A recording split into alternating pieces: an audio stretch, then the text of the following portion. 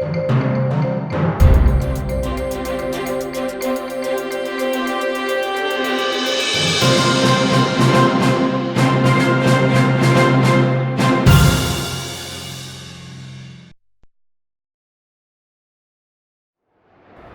and welcome to today's tax update for July 2019, brought to you in the middle of the summer, right here from a very hot Nicosia. In today's tax update, we will look at the most important tax developments for July 2019. So let's move inside and start the webcast. We will start today's webcast by looking at the most recent developments in local legislation.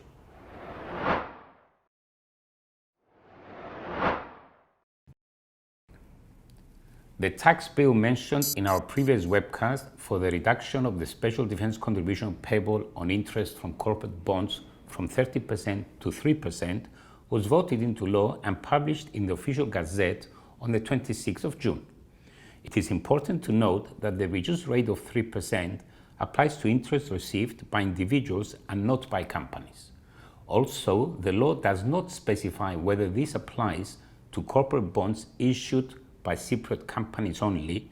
Therefore, one can conclude that the 3% applies to all corporate bonds irrespective of whether they are issued by a Cyprus company or an overseas company.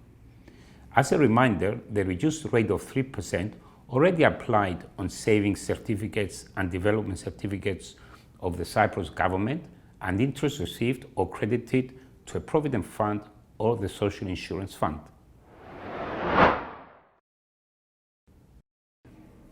Circular 37 was issued recently by the Tax Department relating to the informative guide on benefits in kind. The guide has been the subject of a relevant tax seminar of the Institute of Certified Public Accountants of Cyprus back in January 2019. Circular 37 summarizes the relevant questions that were submitted by the participants during the seminar and the corresponding answers. We will not go through the details as it is quite a long circular, but this is available on the Tax Department's website for you to have a read through. Unfortunately, the circular is in the Greek language only. Another circular issued in July by the Tax Department, Circular 38, relates to the compensation of community council governors. Based on a much older circular, only 50% of the compensation of the community council governors was taxable under the income tax law. In accordance with the new circular, as from the year 2013, their compensation is now fully taxable.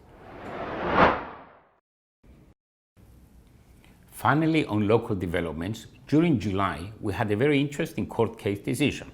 More specifically, on the 5th of July, the Cyprus Administrative Court issued its decision on a case with regards to the tax treatment of interest income arising from enforced expropriation, in Greek, apalatriosis, of immovable property. The court ruled that the imposition of special defense contribution on interest arising on the compensation received for the expropriation of immovable property is unconstitutional. The interest should be considered as part of the compensation and thus should be exempt from tax as per Article 12.3a of the Enforced Expropriation Law.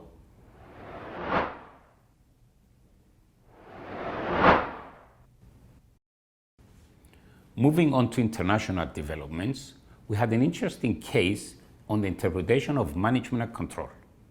In a recent decision of the Italian Supreme Court, it was held that a foreign holding company cannot be deemed to be tax resident in Italy if the board of directors and shareholder meetings are held in the foreign country and the company has suitable premises in that country from which to manage its participations. This decision is substantially aligned with a similar Supreme Court decision of 2016 relating to the concept of place of effective management of a foreign entity. In that case, the Supreme Court stated that in order to assess the effective tax residency of a foreign holding company, the tax authorities must identify the actual place in which the operational, administrative, and management decisions of the company investments are effectively taken. Factors like the absence of a significant organizational structure, minimal operational costs, and no invoicing of subsidiaries for management services are not in themselves sufficient to demonstrate that the holding company is not resident in the country where it was incorporated. We will close off today's tax update with a brief reminder of the deadlines coming up. Today, 31st of July, is a deadline for the electronic submission of the 2018 personal tax return by salaried individuals whose gross income exceeds €19,500 and for the payment of any tax thereof. It is also the deadline for the electronic submission of the 2018 employer's return and for the payment of the first provisional tax installment for 2019.